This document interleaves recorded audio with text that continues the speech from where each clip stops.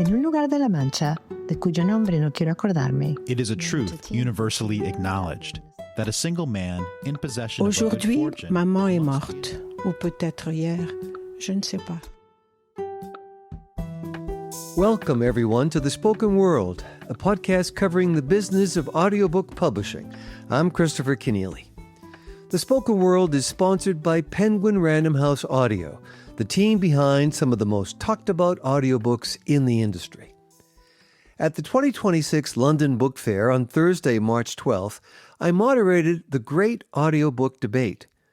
From NPR in the US to The Guardian in the UK, journalists and cultural pundits continue to ask, is listening to an audiobook the same as reading?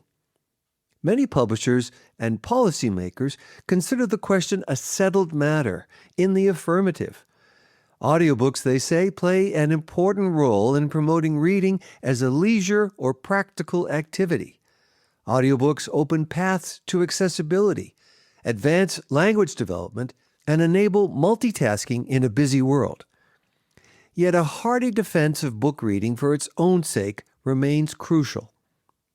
The growing popularity of audiobooks compels all stakeholders in publishing to ask, what does it mean to be a reader?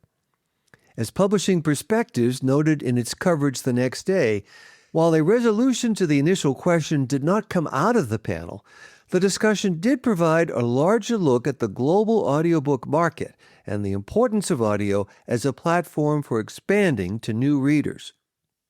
My guests included Mark Boutet, president and co-founder of DeMarc, Javier Celaya, founder and CEO, Dostoki.com, Luis Gonzalez, Director General, GSR Foundation, and Dr. Corinna Spalding, Head of Research and Evaluation, The Reading Agency. I spoke first with Richard Lennon, audio publisher with Penguin Random House, UK.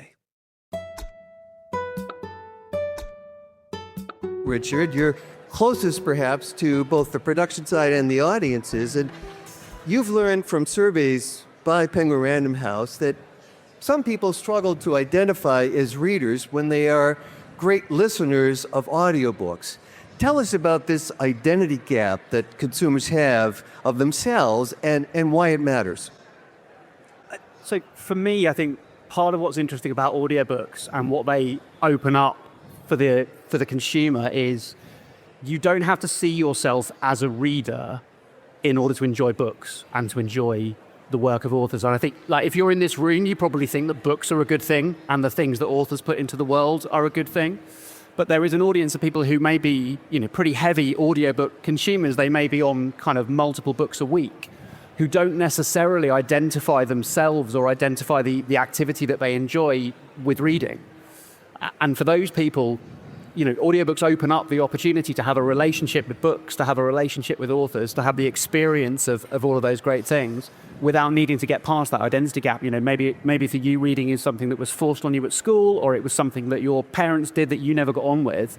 But you can suddenly have that relationship with books and the text and the experience of that without having to kind of cross that threshold, I suppose. Right, and I think that gets to the heart of the matter, the definition of what it means to be a reader, to be reading. So is the growth of audiobooks helping to address that question, to sort of focus our attention on that as publishers? What do we mean by reading?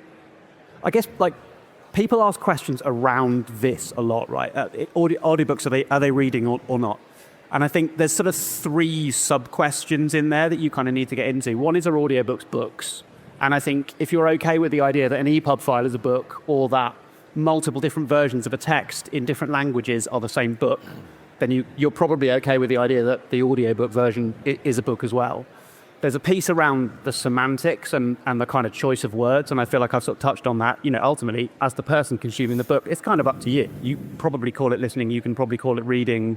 Those are probably both pretty valid kind of ways of responding to what you've just done. And then there's a kind of qualitative question, like, is the experience that you've had of that text as someone who put it in headphones, is it as good in a sort of objective way as the experience of someone who's opened a printed text? And I think there's kind of two ways of looking at that question. One is, when you asked me to do this panel, I was having coffee the next day with Professor Joe Devlin, who is one of our authors and is a professor of neuroscience at UCL. And he said to me, look, put two people in a brain scanner.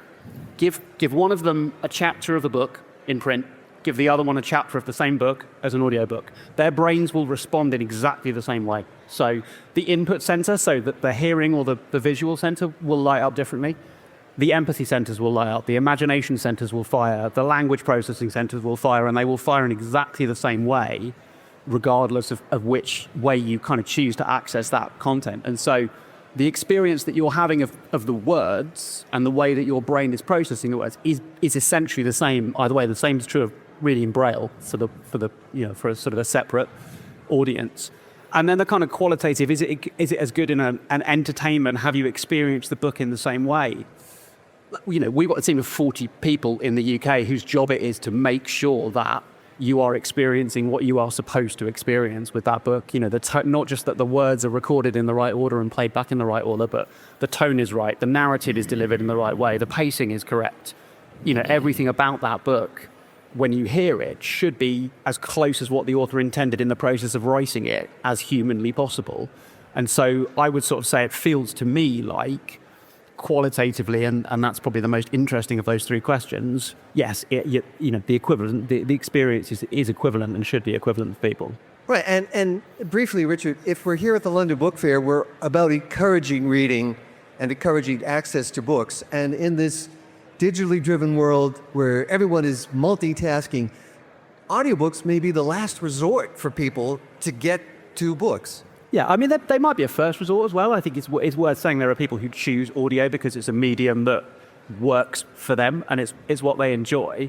But there is definitely a significant convenience factor in audiobooks. And you can, I often say, try driving a car or running hill sprints with a hardback. Both of those experiences are going to end really badly for you, I would imagine. But, you can do, long journeys, you can parent, you can cook dinner, you can clean the house and experience Tolstoy at the same time. And so for me, again, that feels like a net positive. My mother, who is a children's librarian, I think would fundamentally disagree with me on that point. And I think there are some technicalities around, people who really need to practice the experience of decoding text from a page. Obviously there's kind of key elements of value there that you don't get from listening. But as you say, in a busy, hypermobile, very digital, extraordinarily kind of jam-packed world, if people can get books into their lives in that way, it feels like it's a great outcome for all of us. All right. Well, Richard Lennon with Penguin Random House UK, thank you. And I want to turn to Dr. Karina Spalding with the Reading Agency. You're a scholar of this subject. Everyone has an opinion one way or the other. But based on your research, tell us about why audiobooks should fully count as reading. Yeah, I mean, really building on what Richard was saying there, a lot of the strongest evidence that we have is around the equality of the benefits that listening to an audiobook as reading a print book or reading an ebook provides. So, as you said, it provides those same empathy benefits, the same well-being benefits, but also looking at multiple peer-reviewed studies and systematic reviews, we see that the comprehension benefits are the same. So if that's the measure that you're interested in, then those are on equal par with each other. There's even some studies that have found that comprehension is better for some groups of listening to audiobooks as compared to print. In terms of social connections and companionship, we see that in the qualitative research that we do, especially with communities who experience different access barriers to reading. So people with vision impairments, for example, people with learning differences, especially neurodivergent people, that it allows them to continue to engage in reading, but also engage in reading in a different way. So for the research that we did with people with vision impairments, for example, they spoke really strongly about the ways that it not only helped them re-engage with reading and connect with that in a way that they hadn't been able to in a long time, but in a way that also provided companionship for some people, hearing another voice in the room, having that with them. For new parents, for example, they told us about how it allowed them to access reading in the dark, maybe without they were feeding a new baby, or other moments where they weren't able to do that before. So I think for us, where it counts the most is the ways that it continues to enable people to access reading. You talked about the multitasking data, so our research found that 1 in 3 UK adults multitask while reading, and that increases to at or above 50% for young people up to 44 years old. And we know that many of those people are listening to audiobooks, and exactly as you described, there's no way that people would be able to necessarily run or walk their dog or listen in the car and have that bonding experience as a family. So yeah, absolutely counts in that respect. Right, and here in the UK, but really around the world, we're all concerned about the future of reading. So I want to ask you about children's engagement with audiobooks. What do we know about how children engage, what the quality of that particular experience is? Yeah, very, very similar to adults. So some of the studies that I cited before, those peer-reviewed studies, are focusing on children, both younger children and older children. And for us, especially when we think about reading engagement, it is enabling that access and enabling that interest level that they might not have had in other ways. So for a lot of children who have difficulties reading, for example, related to dyslexia or low reading confidence, audiobooks allows them to listen to and read the same books that their peers are reading, engage in those conversations that they might not have been able to before. So that's a really positive on that side, in addition to those kind of comprehension studies that I cited. When we look at our Summer Reading Challenge program, which is delivered in partnership with UK Public Libraries, it's one of the largest reading for pleasure programs in the UK. We're seeing that children are engaging in larger and larger numbers in audio formats each year. So of the 12 million books that were borrowed from libraries last summer, 750,000 were in audio formats, and the largest proportion in audio formats. And that's growing. So 2 years ago, 4% of our book issues were in audio formats, and now 6.4% are. So we're seeing children are engaging in that in growing numbers. Well, and asking the question about reading and listening and whether they're opposed to each other, it sets up a kind of a hierarchy. I wonder if you think this question is important to continue to pursue at this point, and why? Yeah, we think it is, and it's kind of for the reason that Richard was talking about there, for people who are really avid audiobook listeners but don't see themselves as readers. Our research shows that as well, that of people who only listen to audiobooks and don't engage with print books, 2/3 of them don't consider themselves a reader. And so for us, when we look at the benefits that come from reading, a lot of that is around seeing yourself as a reader and developing a reader identity. So even if you're reading avidly, whether you're reading print or you're reading audio, if you don't see yourself as a reader, you're not getting quite the same benefits. So being able to flip that narrative, reframe that, and have that step of you're listening to audiobooks, you are a reader, then enables people to access that, and really democratizes that the whole process and just the views of reading as an activity. The Spoken World will return with more of the great audiobook debate from the London Book Fair in a moment. The Spoken World is sponsored by Penguin Random House Audio, the team behind some of the most talked about audiobooks in the industry. From standout fiction to culture-shaping nonfiction, they collaborate with top authors and world-class narrators to create audio that connects deeply with listeners and brings powerful stories to life. To meet the award-winning team and learn how to partner with them, visit penguinrandomhouseaudio.com. The Spoken World returns now with more of the great audiobook debate from the London Book Fair. Luis Gonzalez from Madrid's GSR Foundation at Casa del Lector shares his research on the difference between reading and listening. And I want to turn to someone else whose work is thoroughly grounded in research, Luis Gonzalez from Madrid. And your office is in the Casa del Lector, the reader's house. So I want to ask you here to tell us about as a student of reading, what does your research tell you about the distinguishing factors for reading and listening? Listening is a natural activity. Reading is not. Reading is a technology new for the brain. We have a lot of papers, reports. We are working with neurologists. If you read with Chinese alphabet, your brain is becoming a different thing if you read with another kind of alphabet. We have Kiran Castano, we have Sarah Jane Blakemore, we have Marion Wolf, a lot of researchers, and they show us the images of the brain and how the brain is changing when the people are reading. Why? Because reading, not listening, reading involves the visual side of the brain, the linguistic, and executive networks, and is creating new networks in our brains. That's why reading involves really positive impacts in mental, neuronal health, such as delaying the symptoms of Alzheimer or Parkinson. And this is really shown in several scientific research. The difference is also that the reader controls the experience. The listener is not controlling.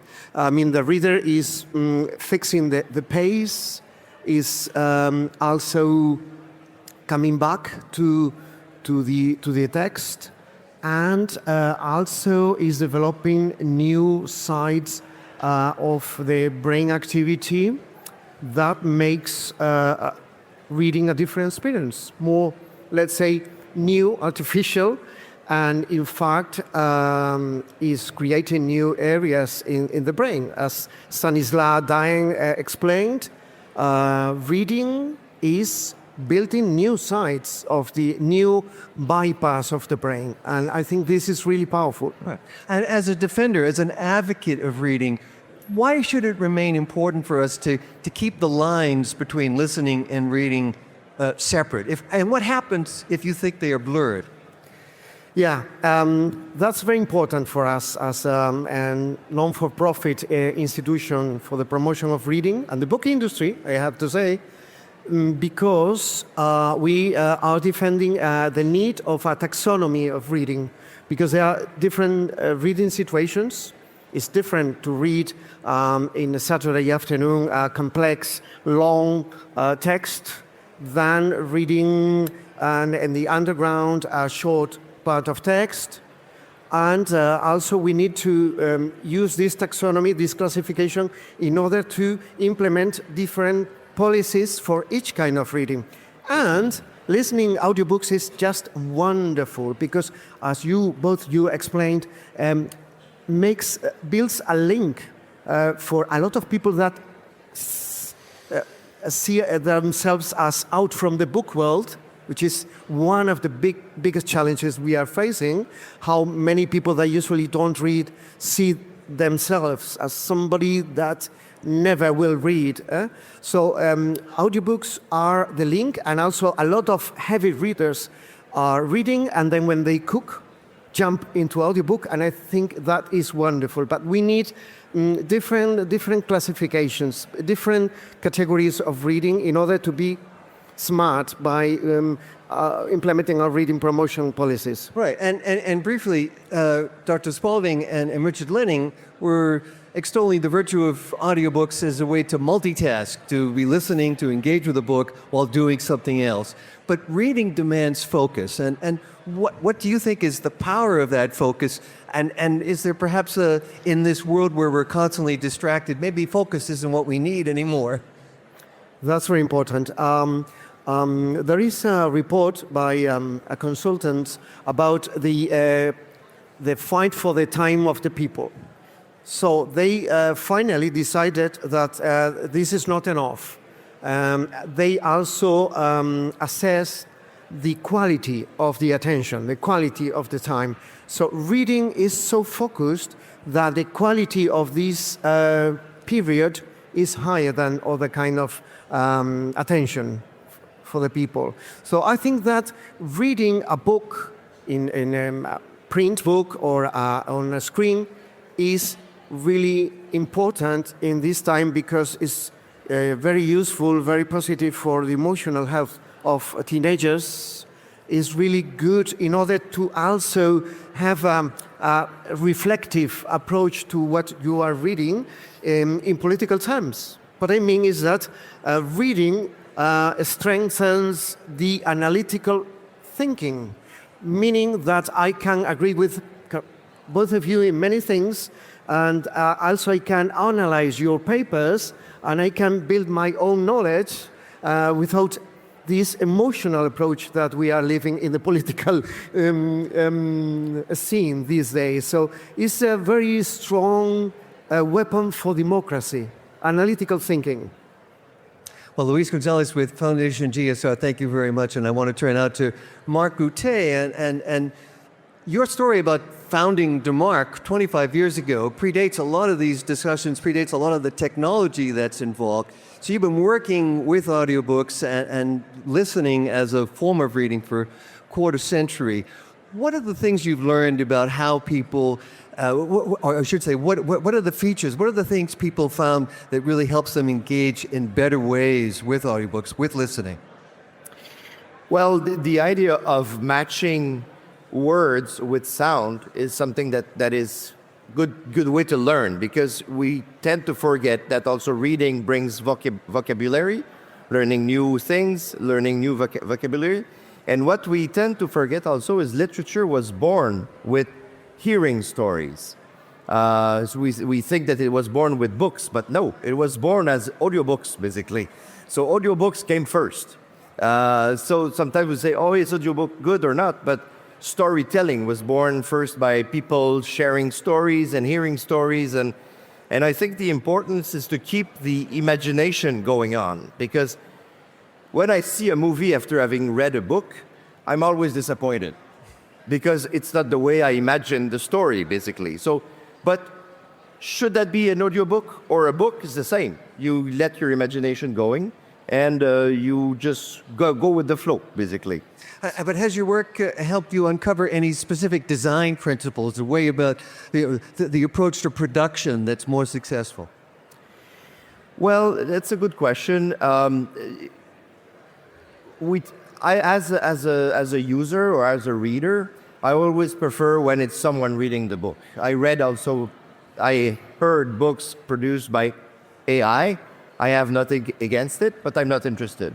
So basically, the idea is our idea, basically, because we work a lot with libraries. So my motivation since 36 years of founding DeMarc was to get books and knowledge accessible to most of the people, including those who have reading challenges.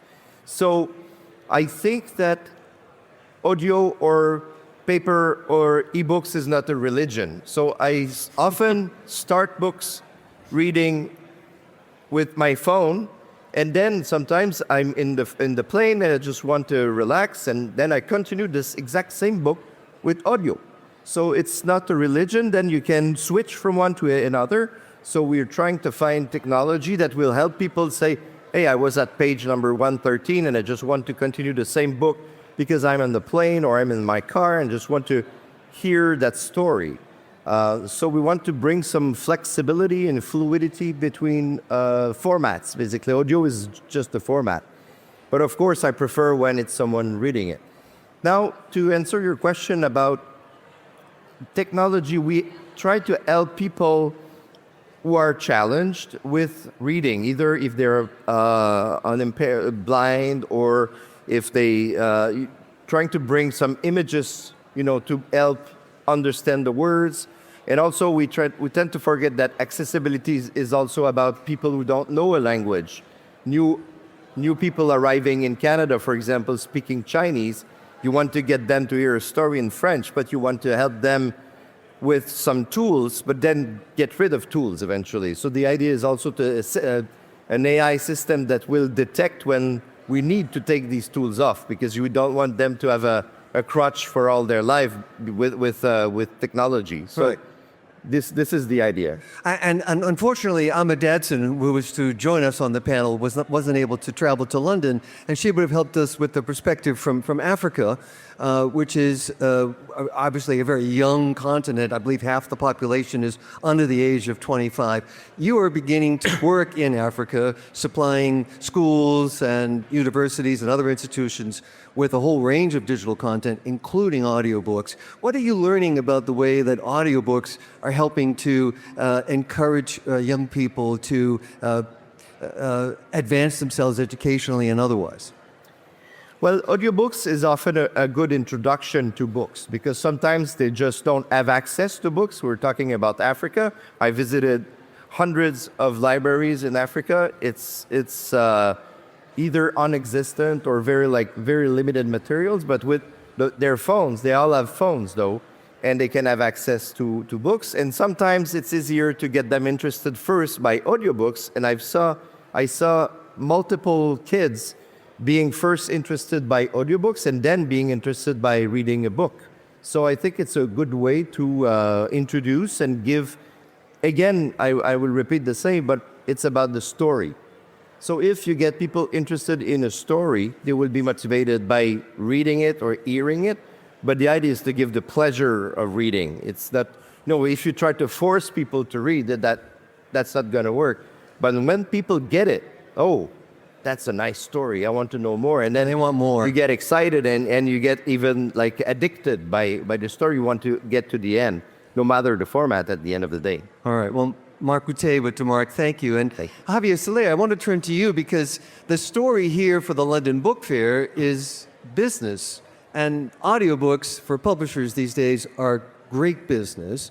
It's in fact the sector of the industry that's growing and growing fastest. So from that perspective, it makes sense for publishers to want to reinforce the value of audiobooks.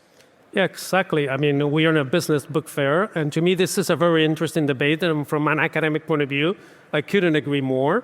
But from a business perspective, we come here to the London Book Fair to buy and sell rights. And this is, as you said, the only format that is growing double-digit. Print is growing at less than 5%. Ebooks is in between. The only one is double-digit, and some big companies. The CEO of Penguin Random House was the other day, giving an interview, and it's 20% of total sales digital, and audiobooks is selling more than ebooks in many, many countries. So my surprise is that we have this debate in a business scenario.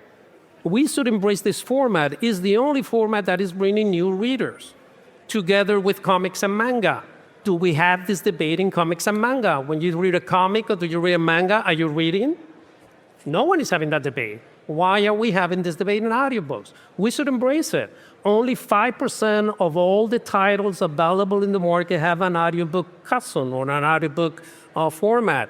We should really embrace it, and we should start using, sorry, Mark, AI to do that audiobook transformation. There's many, many languages. In English, you have around 1 million audiobooks available in the market. After that language, you go to German, it's go down to 300,000 more or less, and then down to Spanish to 50,000. And after that, French 20,000, Italian less than 20,000, Portuguese 10,000. It's a misery. If we want new readers, if we want really to engage with reading, it's audiobooks. We are in the 21st century. I don't know why we're having this debate. Sorry. Well, it's a wonderful discussion. You make some great points. And Marc Boutet had raised design as an important piece of this. And if publishers are going to be encouraging audiobooks, especially for non-readers, do you have some thoughts about design, how they can make those products more attractive, particularly to non-readers? Yeah, this is really, really important, because if we're reaching non-readers, confronting those non-readers to 8 to 10 hour audiobook, that is today what we're doing. Most of the novels or nonfiction books that we buy in any bookstore is about 200, 300 pages. Those books transformed to an audiobook is 6 to 8 hours. A non-reader, that will be a commitment that they will never confront. I mean, when you go to any of the retailers, one of the first things that non-readers look is how many hours that this, commits to me. So what, several publishers, 21st century publishers and streaming platforms are doing, they're creating what we call audio first. It's a storytelling that is basically 2 to 3 hours long. It's born in audio, to be listened in audio, and those stories are like listening to a movie. It's like a cinematic experience. You are so engaged from the beginning into the story because the story is so good, but at the same time, it has sound effects and it has this dynamism. And then if you're hooked to that, hopefully, they will be engaging into a harder or more difficult, complex storytelling that Luis and the rest of the colleagues were saying. Of course, from an academic point of view, we need more research and more reports and start digging in. But if we want new readers, it's that kind of new storytelling, audio first, stories that are born in audio to be listened, and then they could be transformed into print or whatever. So with these new formats, what will be the role of AI, do you think, Javier? It is, in addition to supplying the voices, to doing the actual reading, will there be innovations around formats and presentation? It basically will be in the voice narration, meaning that you can really have that cinematic, experience that I'm saying.